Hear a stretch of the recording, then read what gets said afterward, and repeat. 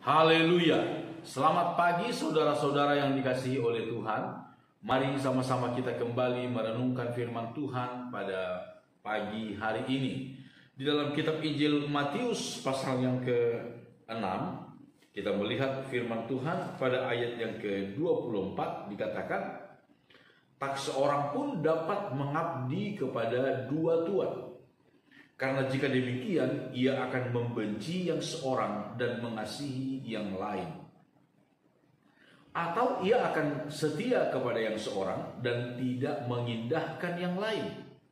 Kamu tidak dapat mengabdi kepada Allah dan kepada Mammon.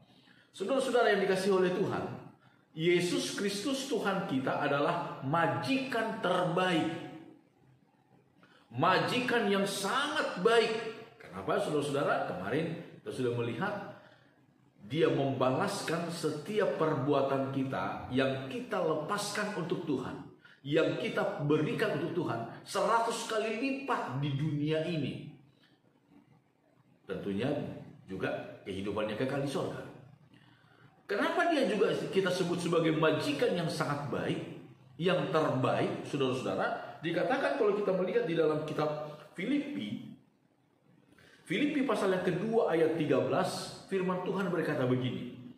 Karena Allah lah yang mengerjakan di dalam kamu baik kemauan maupun pekerjaan menurut kerelaannya. Dia majikan yang baik, dia memberikan perintah, dia memberikan tugas-tugas kepada kita. Tetapi dia lebih dahulu memberikan kepada kita kemauan dan kemampuan. Luar biasa saudara-saudara. Dia bukanlah majikan yang kejam, bukan saudara. Dia bukanlah majikan yang keras, tidak. Tetapi dia adalah majikan yang sangat baik. Dia memerintahkan umatnya untuk melakukan sesuatu, untuk taat kepadanya, melakukan apa yang dia kehendaki. Tetapi lebih dahulu disebutkan oleh firman Tuhan, Allah mengerjakan di dalam kita baik kemauan maupun kemampuan. Jadi kalau kita bisa melayani Tuhan, saudara-saudara, mengabdi kepada Tuhan, sebenarnya bukan diri kita, tapi Tuhan juga yang memberi kemampuan itu kepada kita.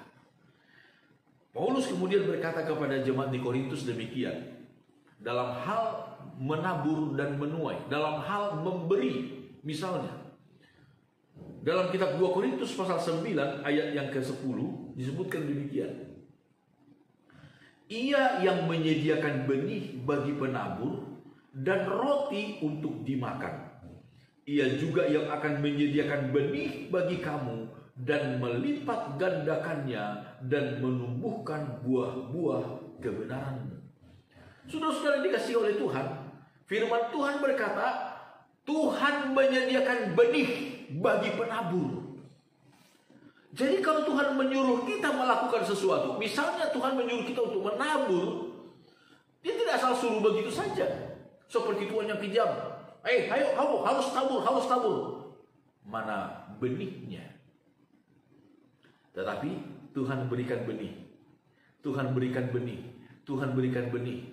Lalu firman Tuhan berkata, silakan tabur. Nah, Tuhan sudah berikan benih. Kalau orang yang menabur, berbahagialah dia, karena dia akan menuai.